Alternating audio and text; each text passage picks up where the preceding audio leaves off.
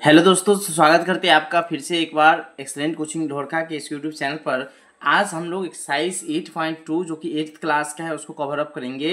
इस video lecture में देख सकते हैं कि इसमें गुना दिया है। मैंने पहले जोड़ घटाव सिखाया था, इसमें गुना दिया है। देख सकते हैं आप कि निम्नलिखित एक पदी युग्मों का गुणनफल ज्ञात कीजिए। ठीक है, यहाँ पर 4 को 7p से गुना करना है। जहाँ भी कॉमा लगा हुआ है वहाँ पर गुना का निशान हम लोग देंगे। फिर यहाँ भी गुना का निशान, यहाँ यहाँ यहाँ। ठीक है, दूसरा नंबर क्वेश्चन को भी अभी देखेंगे कि निम्नलिखित एक पदी अभी गुना करके बताएंगे। पहले को दूसरा भी बताए थे। निम्नलिखित एक पदी युग्मों के रूप में, एक पदी युग्म के रूप में लंबाई चौड़ाई रखने वाले आयतों का क्षेत्रफल ज्ञात करना है। यानी कि ये एक पदी बहुपद है, ठीक है, जिसमें केवल एक पद होता है, उसको एक पदी बहुपद कहते हैं। प्लस करके निशान जब बनाते हैं ना तो उसको द्विपदी बोलते हैं। यहाँ पर देख सकते हैं आप कि अगर मैं लिखूं 4p प्लस 6, तो ये क्या हुआ कि दो पदों का हो गया कि प्लस करके निशान प्लस करके दो पद हो गया। एक पद तो हो गया 4p, दूसरा हो गया 6। अगर इसमें x स्क्वायर भी दूँ तब भी कोई दिक्कत नहीं, अभी भी यह एक दो पद ही है तो द्विपदी हुआ। ठीक है, जितने प्लस करूँगा या माइनस करूँगा उतनी पदों की संख्या इसमें बढ़ती जाएगी। अब समझ गए होंगे एक पदी क्या होता है। तो यही बोला है कि ये लंबाई चौड़ाई दिया हुआ है आयत का, तो आपको इसका क्षेत्रफल निकालना है। तो आपको ज्ञात होगा कि आयत का जो क्षेत्रफल होता है वो लंबाई गुना चौड़ाई होता है। ठीक है, तो ये दोनों का जब मैं गुना कर दूंगा तो ये इसका क्षेत्रफल निकल जाएगा। अब मैंने क्वेश्चन को लिख लिया है कॉपी पर, इसको बता देते हैं सॉल्व करके। ठीक है, एक एक क्वेश्चन ये वाला भी और ये वाला भी बता देते हैं। देख सकते हैं यहाँ पर लिखा हुआ है, आप देख लीजिए। यहाँ लिखा है 4 और 7 को गुना करना है, तो मैं लिखूंगा 4 गुना 7p। यहाँ पर जगह थोड़ा सा कम है, लेकिन थोड़ा सा मैं वीडियो जूम करके आपको दिखा देता हूँ। 4 गुना 7p और इसको बराबर करके लिखेंगे तो 7 चौक 28 हो जाएगा, 28 और उसमें लगा दूंगा मैं p। ठीक है, 7 चौक 28 p, कोई दिक्कत नहीं ना। आपको 7 चौक 28 ये p लगा हुआ है तो p को लगा देंगे। अब देख सकते हैं यहाँ पर दूसरा नंबर क्वेश्चन जो लिखा है -4p, उसमें गुना 7p का करना है। तो -4p का गुना 7p से जो करना है तो नंबर का नंबर से गुना होगा, और ये जो p और p का अगर गुना होगा तो देख सकते हैं कोई भी चीज़ का पावर जो होता है वो ऑलवेज 1 होता है। ठीक है, यहाँ भी p के पावर 1 है, यहाँ भी p के पावर 1 है। अगर गुना करिएगा तो इसका पावर जुड़ जाता है, यानी पावर p1 है तो p2 हो जाएगा, यानी पावर के संख्या बढ़ जाएगा। अगर p2 को मैं p3 से गुना करूं तो इसमें हो जाएगा p के पावर कितना, 3 दूनी 6 नहीं होगा, ये पावर जुड़ जाएगा। मैंने कहा जुड़ जाएगा। ठीक है, 2 और 3 कितना हो जाएगा, 5 हो जाएगा, p के पावर 5 हो जाएगा। तो यहाँ भी वही काम होगा, 7 चौक 28, लेकिन ये माइनस के कारण माइनस में हो जाएगा। अगर 2 बार माइनस होता है तो प्लस दिखाता है। 7 चौक 28 p गुना p अगर करते हैं तो p स्क्वायर हो जाएगा। कोई बात नहीं, कोई दिक्कत नहीं। चलिए उसके बाद हम लोग देख लेते हैं इस क्वेश्चन को। -4p, जहाँ पर कॉमा है वहाँ पर गुना मैंने दिया, 7p और q है। p क्यों से हमको मतलब यहाँ पर नहीं है, क्यों ऐसे ही अकेले लिखा जाएगा। अब इसको मैं हटा देता हूँ क्योंकि मैंने समझाया था। ठीक है, 7 चौक 28 तो माइनस में 28, p और p का गुना मैंने बताया कि p स्क्वायर होगा, क्योंकि पावर 1 तो पावर 2 हो जाएगा। और क्यों अकेले है भाई, अकेले जी रहा है जिंदगी तो मैं अकेले ही इसको रहने दूंगा। ठीक है, अब इसमें देख लीजिए 4p, किसी भी संख्या को अगर 0 से आप गुना करिएगा ना तो पूरा 0 हो जाता है। तो 4p को गुना अगर 0 से आप करिएगा तो पूरा क्या हो जाएगा, 0 हो जाएगा। कोई दिक्कत नहीं, कोई परेशानी नहीं हुई आपको। 4p का गुना अगर 0 के साथ किया गया तो 4p गुना 0 बराबर 0, कोई दिक्कत नहीं। चलिए उसके बाद p को q से गुना करके बताना है। इसका मतलब कि ये दिया था क्या, आयत का लंबाई और इसको मान लीजिए चौड़ाई। लंबाई को चौड़ाई, चौड़ाई को लंबाई, कुछ को मान सकते हैं, कोई दिक्कत नहीं। लेकिन कहने में बनता है ना कि जो ज़्यादा अगर ज़्यादा रखता है लेंथ तो वो लंबाई हो गया है ना। जिसका ज़्यादा वैल्यू रहेगा वो लंबाई हो जाएगा, जो कम वैल्यू है वो चौड़ाई हो जाएगा। अब चलिए यहाँ पर p और q का गुना हो जाएगा, p q सिंग ऐसे लिखा जाएगा। हो गया आंसर आपका। आयत का क्षेत्रफल लिख देंगे, आयत का क्षेत्रफल बराबर p q, कोई दिक्कत नहीं। 10 × 5 = 50, तो 50 m और n का गुना है तो mn, 50 mn। ठीक है, उसके बाद इसमें भी 5 चौका 20, सॉरी 20 पंचे 100, यहाँ x स्क्वायर और y स्क्वायर, तो x स्क्वायर और y स्क्वायर लिख दिया जाएगा। हो गया। उसके बाद कितना, 4 तिया 12, तो 12 x की पावर 1 और 2, तो x की पावर कितना हो जाएगा, 3 हो जाएगा। कोई दिक्कत नहीं, ये क्षेत्रफल निकल रहा है आयत का। ठीक है, फिर 3mn का गुना आपको 4np से करना है। तो कैसे करिएगा गुना देख लीजिए एक बार, मैं जूम करके इसको अच्छा से बता देता हूँ आपको। ठीक है, अब देखिए नंबर को नंबर से गुना करने को मैंने कहा, 4 तिया हो जाएगा 12। m रहेगा अकेले, क्योंकि ये अकेले है, स्वतंत्र है। n 2 बार है तो n के पावर हो जाएगा 2। ठीक है, अगर यहाँ 3 रहता, यहाँ 1 रहता तो n के पावर होता 4। अब देखिए p भी अकेले है तो p अकेले दे दिया जाएगा। ये हो जाएगा आपका आयत का क्षेत्रफल। कोई दिक्कत नहीं, पहला दूसरा क्वेश्चन आपको सॉल्व हो गया बड़ा अच्छा से। अब चलिए तीसरा नंबर क्वेश्चन को हाथ लगाते हैं।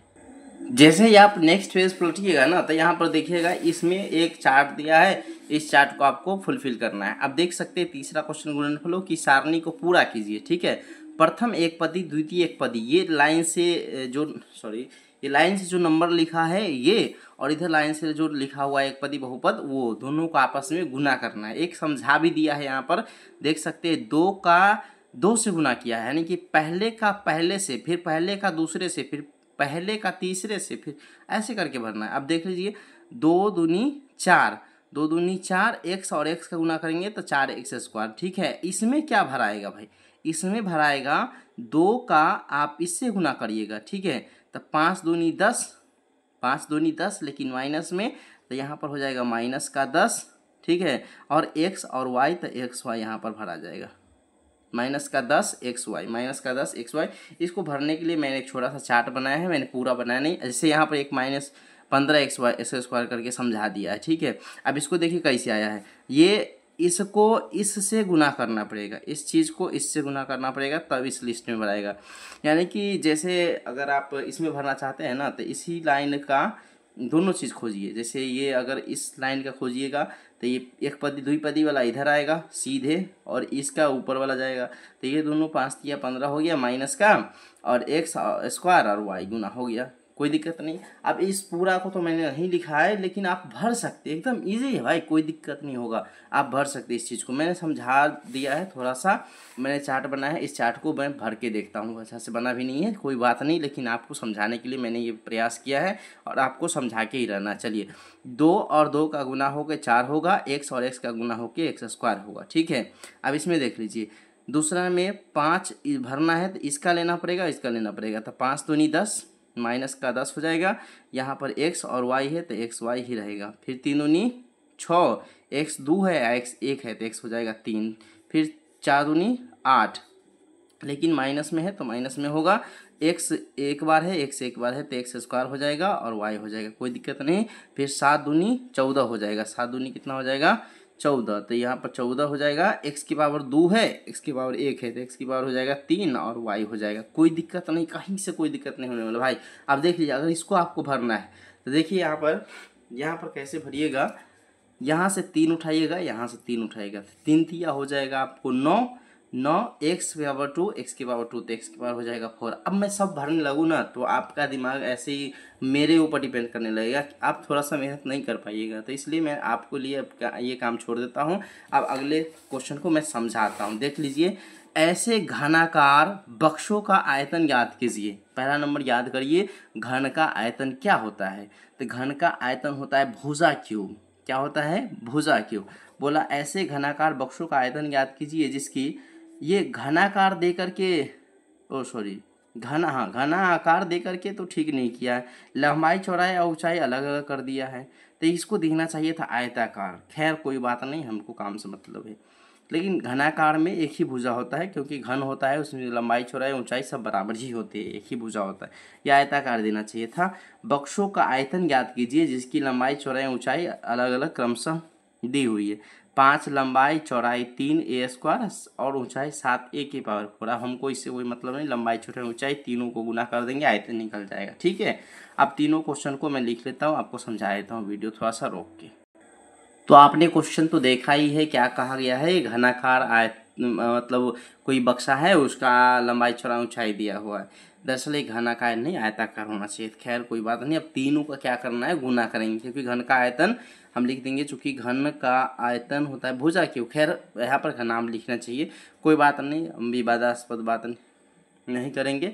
अब देख लीजिए तीनों का गुना हो जाएगा 5a, तो 5a गुना 3a², 3a² और 7a⁴ तो 7a⁴ ही लिखा जाएगा। अब गुना कर दीजिए तो नंबर का नंबर से मैंने बताया था 5 × 15, 15 × 7 105 हो जाएगा। ठीक है, 15 × 7 105। अब यहाँ पर 15 × 7 105 हो गया। अब यहाँ पर a के पावर कितना हो जाएगा, 4 यहाँ है, 2 यहाँ, 4 × 2 = 6, 1 7, a के पावर हो जाएगा 7। ठीक है, यहाँ 105 a के पावर 7 हो जाएगा। फिर इधर देख लीजिए, आपको गुना करना है 2p का 4q से और फिर 8r से गुना करिए तो 4 दूनी 8, 8 64 pqr आंसर आ गया। फिर देखिए यहाँ पर देख सकते हैं आप, इसमें xy गुना 2x² y गुना 2xy²। अब देखिए 2 दूनी 4 हो जाएगा, 4 यहाँ पर लिख दिया जाएगा। x कितना बार है, 1 2 3, यहाँ 2 बार, 1 बार यहाँ, तो 3 बार, 3 और 1 4 बार, तो x की पावर 4 हो जाएगा। फिर y कितने बार है, तो 2 यहाँ है, 1 यहाँ है, 1 यहाँ, 1 1 2 2 4 हो जाएगा, तो y की पावर भी 4 हो जाएगा। फिर यहाँ देख लीजिए, आप देख सकते हैं कि इसमें a को गुना करना है 2b से, फिर 3c से। अब देख लीजिए नंबर का नंबर से 3 दूनी 6, a b और c ऐसे ही लिखा जाएगा। चलिए अब हम लोग इस क्वेश्चन को भी कंप्लीट कर चुके हैं। अब 5 नंबर क्वेश्चन क्या कहता है, निम्नलिखित का गुणनफल ज्ञात कीजिए। कोई बात नहीं, जो आपने पहले किया है ना वही काम यहाँ भी करना है। एक्स वाई एक क्वेश्चन मैं इसमें से समझा देता हूँ, आप बना लीजिएगा इसमें से पूरा क्वेश्चन को। ठीक है, अब देख लीजिए यहाँ पर कैसे लिखा हुआ है क्वेश्चन। पहला क्वेश्चन आपको दिख रहा होगा, xy + yz + zx, oh sorry यहाँ तो प्लस नहीं कॉमा, xy, yz, zx। अब देख लीजिए इस तीनों को गुना करना है। गुना कैसे करना है आपको, xy का गुना yz से, फिर जो गुना करके आएगा उसका zx से। अब देख लीजिए x कहाँ है, x यहाँ है, तो यहाँ गुना में पावर जुड़ता है, मैंने बताया है, x1 x 1, तो x की पावर 2 हो जाएगा। फिर y कितनी बार है, y1 तो y की पावर 2 हो जाएगा। z1 तो z की पावर 2 हो जाएगा। ठीक है, ये हो गया आपका आंसर, कोई दिक्कत नहीं। आपका 8.2 चैप्टर भी कंप्लीट हो चुका है। आप आराम से इसको बना लीजिएगा। वीडियो को ज़रूर लाइक कीजिएगा और इस चैनल को सब्सक्राइब अवश्य कीजिएगा।